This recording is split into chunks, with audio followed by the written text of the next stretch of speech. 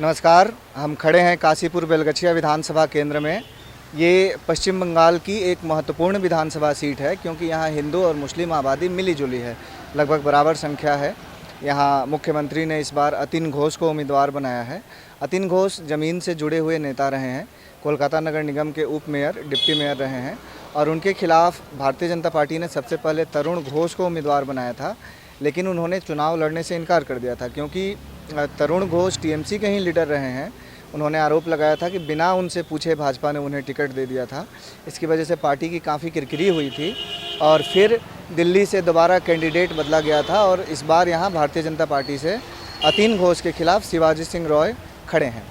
यहाँ कई सारे लोग हैं, स्थानीय लोग हैं, हम बात करेंगे इन लोगों से, इनके मुद्दे क्या हैं। पिछले 10 सालों में सीएम के शासन में जो भी काम हुआ है उससे लोग यहाँ खुश हैं या नहीं, इस बारे में आइए हम लोगों से बात करते हैं। आपका? मोहम्मद अनवर। यही रहते हैं? जी, मैं काशीपुर रहता हूँ। इस बार खेला हो गया? देखिए, अभी तो जो समझ में आ रहा है, हम लोग बंगाल के रहने वाले हैं। बंगाल में जो खेला होता है, फुटबॉल खेला बहुत मशहूर है यहाँ का, बंगाल का। मोहन बगान खेला होता है, ईस्ट बंगाल खेला होता है, मॉडर्न खेला होता है। पर इस बार लगता है हमको कि बंगाल में बंगाल वर्सेस दिल्ली खेला हो रहा है। जिस तरह से बंगाल में हम लोग इससे पहले भी इलेक्शन देखा है, इस तरह का इलेक्शन नहीं देखा हमने कि पूरे कैबिनेट दिल्ली पूरे उठ के बंगाल में आ चुका है। तो ये लगता है खेला, दीदी जो बोली है खेला हुए, यही खेला हो रहा है। बंगाल वर्सेस दिल्ली के लोगों को खेला हो रहा है, बंगाल के अवाम के वर्सेस दिल्ली के खेला हो रहा है। ये खेला बंगाल में हो रहा है।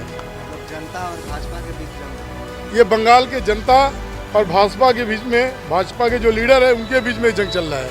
ये नाम है? फिरोज खान। इस बार क्या होगा यहाँ, दीदी रहेंगी या मोदी जी आएंगे? अरे सर, 200 की चप्पल, 400 की साड़ी, 15 लाख के सूट पर पड़ी भारी। ये है बंगाल की नारी। अगर ये कमज़ोर होती तो पूरे हिंदुस्तान के बीजेपी के जो जाबाज लीडर है, कैबिनेट मंत्री है, सब एक औरत को हराने के लिए बंगाल के सरजमीन के खाक छानते।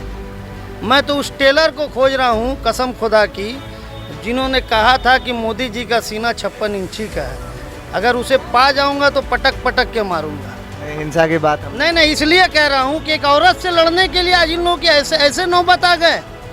अगर ये मगरबी बंगाल की तरक्की नहीं होती और मगरबी बंगाल इतने तरक्की नहीं कर पाती तो इतने महानाज, इतने जाबाज लीडर सिर्फ एक औरत को हराने के लिए बंगाल पर उतर पड़ते। ये उतर पड़े हैं तो क्या दीदी को हरा देंगे या नहीं हरा पाएंगे? हो ही नहीं सकता। मजहब नहीं सिखाता आपस में बैर रखना। हिंदू हम वतन, हिंदू सीता हमारा। ये साबित कर दिया है मगरबी बंगाल के शेरनी ममता बनर्जी कि मगरबी बंगाल पे किस तरह हर जाति के लोगों को साथ लेकर चले, किस तरह मगरबी बंगाल को खुशहाल रखे। ये सिर्फ हिंदुस्तान की शेरनी और सियासत के मायनाज खिलाड़ी ममता बनर्जी पूरे हिंदुस्तान के सियासी पार्टी को सिखा दी है। क्या नाम है आपका? खुबेब अहमद। क्या बोले? खुबेब अहमद। इस बार क्या दीदी ही रहेंगी? जी देखिए, इसमें कोई दो राय नहीं है कि इसमें दीदी ही रहेंगी, इसमें दीदी ही रहेंगी। और इस बार का जो खेला है वो बहुत ज़ोर शोर से होगा क्योंकि बीजेपी वालों के पास कोई खास मुद्दा है नहीं। हमारे जैसे यूपी के चीफ मिनिस्टर आते हैं बंगाल में, बोलते हैं डबल इंजन की सरकार चाहिए, तो डबल इंजन की सरकार देखिए इनसे पहले बहुत सारी स्टेटों में है ऑलरेडी और वो वहाँ पे कुछ नहीं कर पा रहे हैं। जो आदित्यनाथ आए यहाँ पे बोला, वो खुद यूपी के चीफ मिनिस्टर हैं और सेंट्रल में बीजेपी है, तो डबल इंजन है। यूपी में कोई खास तरक्की नहीं हुई, वहाँ पे सिर्फ और सिर्फ बेरोजगारी है। नौजवान वहाँ पे इधर उधर भटक रहे हैं। एडुकेशन का जो ग्राफ है वो दिन ब दिन नीचे चला जा रहा है। एडुकेशन के मुद्दे पे कोई बात नहीं हो रहा है। और जो यहाँ पे हमारी दीदी ने किया है, आप एडुकेशन बोलिए, कोरोना में राशन पानी के बोलिए, मेडिकल क्षेत्र में बोलिए, आज हमारे हॉस्पिटल्स में जाइए, वहाँ पे आपको एक से एक फैसिलिटी मिल सकेगी। ये हम लोग की ममता बनर्जी ऑलरेडी प्रोवाइड कर चुकी हैं। तो इनके अलावा उनके पास कोई मुद्दा नहीं है। उनके पास एक ही ट्रम्प कार्ड है, वो है रिलीजियस। आदमी को कैसे आपस में लड़ाया जाए, कैसे उनको डिवाइड एंड रूल में कैसे जा कर के वो वोट को निकाले, वो सिर्फ एक ही बात कर रहे हैं, हिंदुत्व हिंदुत्व हिंदुत्व। हिंदुत्व खतरे में है। आज के डेट में आप चले जाइए, ये टाइम्स ऑफ इंडिया या टेलीग्राफ के अकॉर्डिंग टू द टेलीग्राम आप देखिएगा, Kolkata is the first women safest city in this India.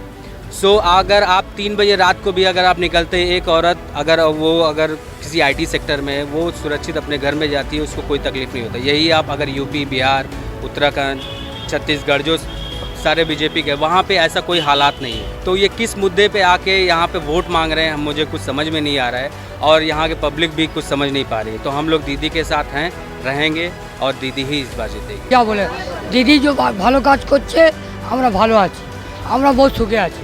এর আগে আমরা কাউকে চাই না আর চাইবো না। একটা কথা আছে, মামাটি মানুষ জিন্দাবাদ, আর কিছু বলবো না। এই গামছা, এই মাটি মানুষ, এই মাটিতে যাব, আর কিছু না। दीदी को देना चाहिए वोट, और दीदी बहुत अच्छा काम कर रही है और बहुत ही अच्छा है। और ये जो है बड़ा ही खतरनाक आदमी है जो वादा करके भूल जाते हैं बीजेपी वाले। ये अच्छी बात नहीं है।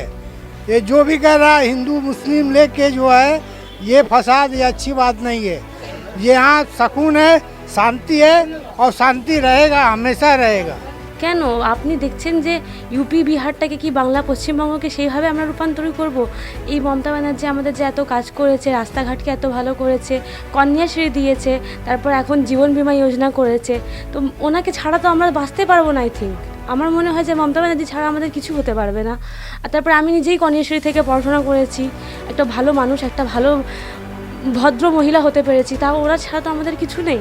আর হেড অফ দ্য ফ্যামিলি আমাকে করেছে এখন যে 5 লাখ টাকা দিয়েছে আমাদেরকে সবাইকে জীবন বীমা থেকে, তো আমাদেরকে হেড অফ ফ্যামিলি লেডিসদের করেছে। আর ইউপি বিহার দেখছেন আপনি মেয়েদের দুর্দশা, বাংলাতে তো সেরকম দুর্দশা নেই। তো তাই আমরা চাইছি মমতা ব্যানার্জি আসুক।